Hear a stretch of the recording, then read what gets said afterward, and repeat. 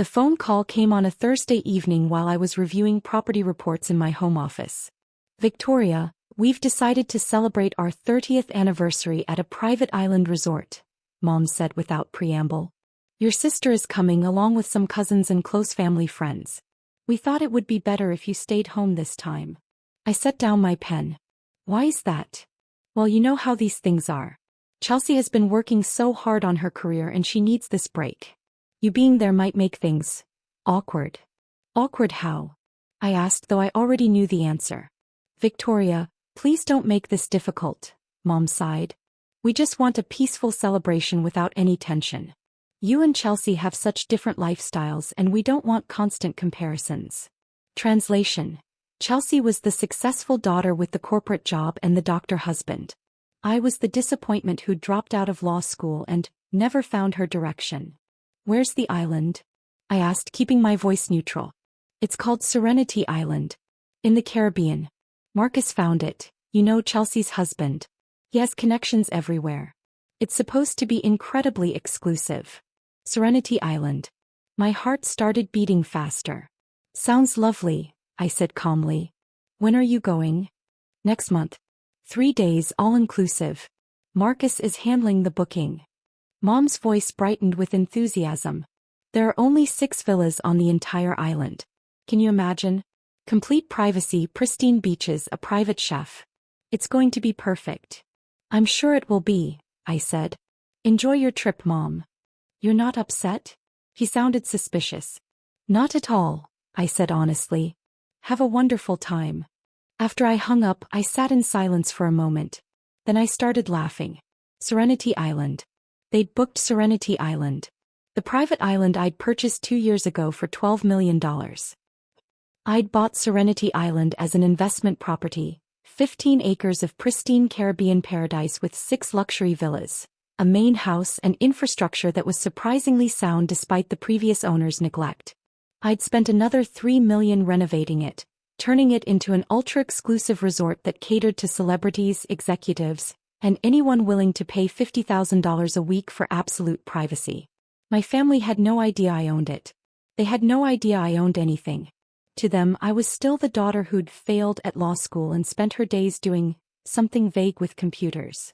They didn't know that I'd left law school to build a property technology company that I'd sold for $47 million 3 years ago. They didn't know I'd used that money to build a luxury real estate portfolio worth over $80 million. They didn't know because they'd never asked. I called my island manager, James, the next morning. I need to check something, I said. Do we have a booking for next month under the name Matthews or Williams? I heard typing. Yes, we do. Chelsea and Marcus Williams, along with the Matthews family party. 15 guests total, 3 days, all 6 villas. They booked through a luxury travel agency. What's the total cost? $150,000 for the 3 days, including the charter flights, private chef, activities, everything. I smiled. Perfect. Don't change anything. Process the booking normally. Ms. Matthews, is everything all right? James had been with me since I'd bought the island. He knew my family situation. Everything is perfect, I said. I'll be arriving 2 days before them. I want to be there when they check in. This should be interesting, James said. I could hear the smile in his voice. The month passed quickly. I watched the family group chat, the one I'd been removed from 6 months ago, through screenshots my cousin Lisa sent me. Lisa was the only family member who still talked to me regularly, and she was furious about my exclusion from the trip. This is ridiculous, she texted. You're being excluded from your own parents' anniversary? It's fine, I replied. Trust me. How is it fine? You'll see, I said. Are you going on the trip? Yeah, Mom guilt-tripped me into it. I tried to say no, but you know how it is. Film everything, I said. I want to see their faces. Their faces when what? You'll see, I repeated. I arrived at Serenity Island on a Tuesday afternoon. The sun was brilliant, the water impossibly blue, the sand white as sugar. My island. My paradise. The place I'd poured my heart and money into creating. James met me at the dock. Everything is ready, Ms. Matthews. The villas are prepared, the chef has finalized the menus, and the staff is briefed on the special situation. Situation is a good word for it, I said. How did they handle the booking? Any issues? The credit card was declined twice, James said carefully. Eventually Mr. Williams put it on a different card. The travel agency mentioned he seemed stressed about the cost. Interesting, I said. So Marcus is paying for this entire trip? According to the booking notes, yes. I believe he wanted to impress his in-laws. I nodded slowly. Marcus had always been about appearances. The right job, the right house, the right image. Paying for an exclusive island vacation would definitely fit his need to look successful. What he didn't know was that he'd maxed out his credit cards to rent my island. My family's charter flight arrived Thursday at 2 p.m. I watched from the main house as the boat brought them from the airstrip on the neighboring island. 15 people piled out, laughing and excited, pulling designer luggage and already taking selfies. Mom and Dad were first off the boat, both looking younger than their 60 years in expensive resort wear. Chelsea followed, perfectly coiffed even after hours of travel, her husband Marcus beside her looking slightly seasick but trying to hide it. My Aunt Karen, Uncle Tom, Cousin Lisa and several family friends I recognized filled out the rest of the party. James greeted them at the dock, immaculate in his white linen suit. Welcome to Serenity Island. I'm James, your personal concierge for the next 3 days. We hope you'll find everything beyond your expectations. This is incredible, Chelsea gushed, already recording video on her phone. Marcus, you outdid yourself. Marcus smiled, but I noticed him swallow hard. The man who'd spent $150,000 he probably didn't have. Before we show you to your villas, James continued, the island owner would like to personally welcome you. She's visiting this week and always likes to greet special guests. The owner is here? Mom looked thrilled. How wonderful. Marcus, did you arrange this? Marcus looked confused.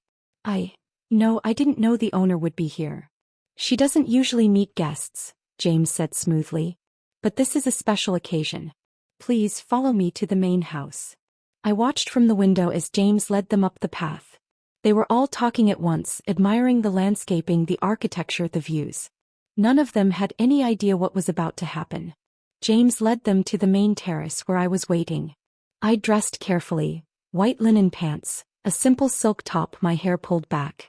Elegant but not showy. I wanted them to focus on who I was, not what I was wearing. Ladies and gentlemen, James announced, may I present the owner of Serenity Island, Miss Victoria Matthews. I turned from the ocean view and smiled at my family. The recognition happened in stages. Lisa saw me first. Her eyes went wide and she started to smile. Then Mom, whose expression shifted from confusion to shock to something like horror. Dad just froze. Chelsea's phone dropped from her hand, clattering on the terrace tiles. Hello everyone, I said warmly. Welcome to my island. I hope you'll enjoy your stay. The silence was absolute. Even the tropical birds seemed to have stopped singing. Marcus found his voice first. Your island? You own this. I purchased it 2 years ago, I confirmed. 15 acres, 6 villas, completely private. I saw the booking come through last month and thought it would be nice to be here to personally welcome you for Mom and Dad's anniversary. Mom's face had gone from pale to bright red. You own this island. This entire island. Every grain of sand, I said pleasantly. James manages the day-to-day operations, but yes, it's mine. Chelsea was staring at me like I'd grown a second head. But you don't have this kind of money. You dropped out of law school.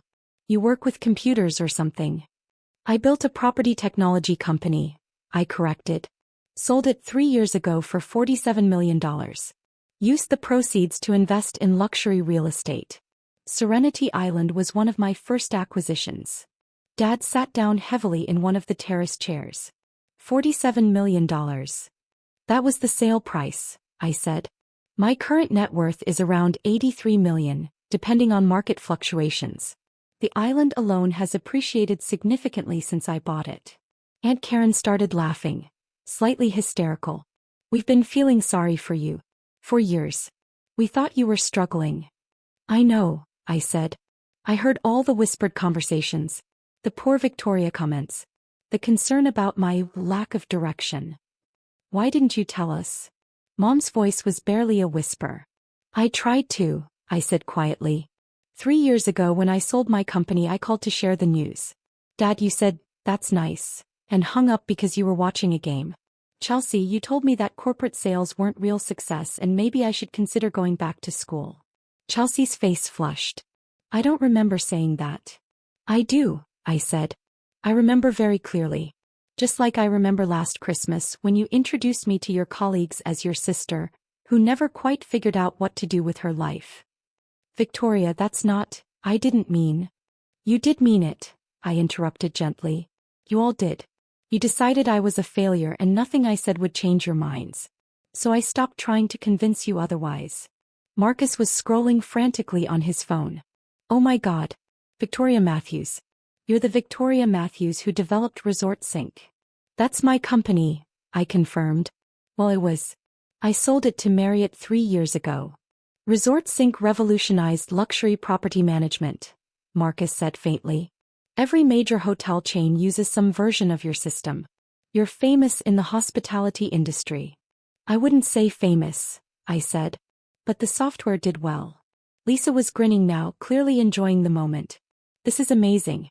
So when Marcus booked this trip to impress everyone, he was actually paying you. Technically, he was paying my company, I said. But yes, essentially. Marcus looked like he might be sick. $150,000. I paid you $150,000. You paid for 3 days at an exclusive private island resort, I corrected. The price is the same for everyone. I didn't give you a family discount because you didn't tell me you were booking it. How could I tell you? Marcus protested. We didn't invite you. Exactly, I said softly. The silence returned, heavier this time. Everyone was processing, calculating, realizing the full scope of what had just happened. Dad stood up slowly. You didn't come to the anniversary celebration because we didn't invite you. And now we're celebrating on your island, having paid you a fortune to be here. That's an accurate summary, I said. That's. Dad stopped, searching for words. That's the most awkward thing I've ever experienced. Really? I asked. More awkward than telling your daughter she's not welcome at your anniversary because she might make her sister uncomfortable? Dad had the grace to look ashamed. Victoria, I'm sorry. We were wrong. You were, I agreed. But you're here now and I've ensured everything will be perfect for your celebration. The chef is preparing something special for tomorrow night's anniversary dinner. The villas are stocked with your favorite wines. Your activities are all arranged. Why? Mom asked. Why are you being nice to us after we excluded you? Because despite everything, you're my parents, I said simply. You're celebrating 30 years of marriage and that's worth honoring. Even if I wasn't invited to honor it with you. Chelsea had recovered enough to speak. So you're just going to let us stay? After everything? Of course, I said. You booked the island, you paid for it. You're guests here and I take hospitality seriously. James and his team will make sure you have an unforgettable experience. But you'll be here too? Chelsea asked. Won't that be weird? I'll stay in my private residence on the other side of the island, I said. You'll barely see me. Unless you want to have dinner one evening. I'd be happy to host you all. We'd like that, Dad said quickly. Tomorrow night maybe? After the anniversary dinner. Tomorrow night is perfect, I said. The next 36 hours were surreal. I watched from a distance as my family explored the island, used the amenities I'd built, ate food prepared in my kitchens. James sent me updates.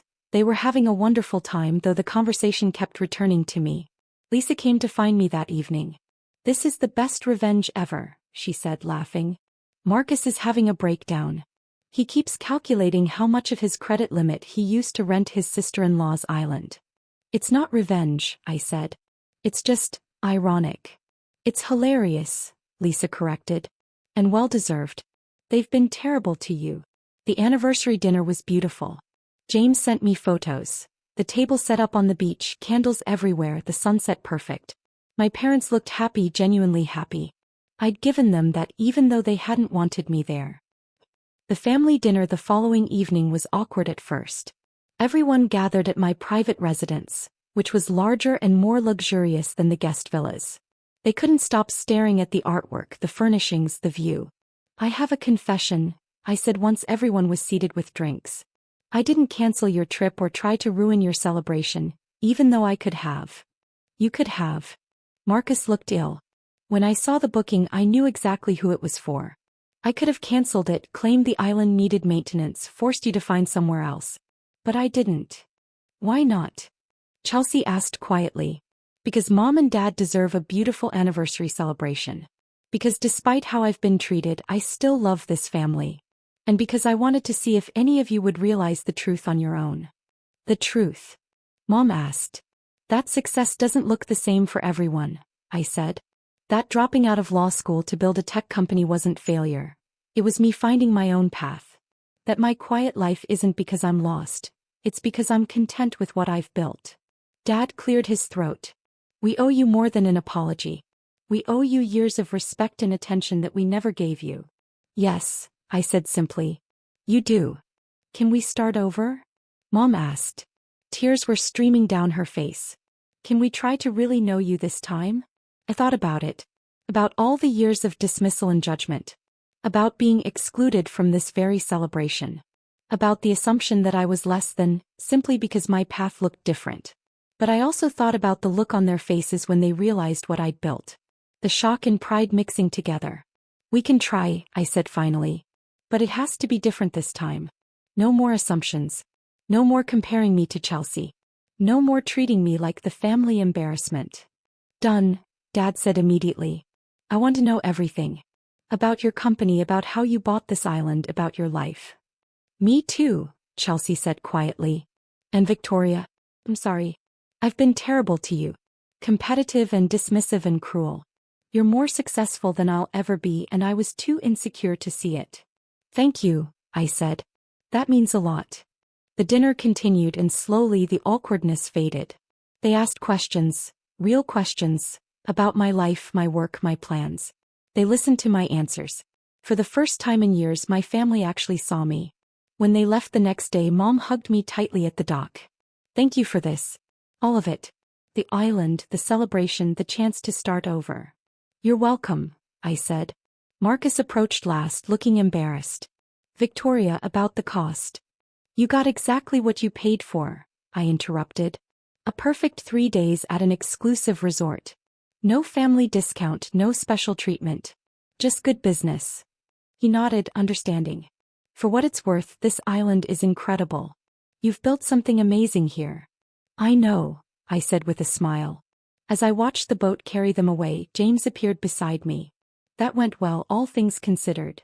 Better than I expected, I agreed. Will they treat you differently now? He asked. Maybe, I said.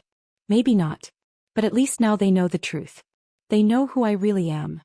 I turned and walked back toward my villa, my island, my paradise.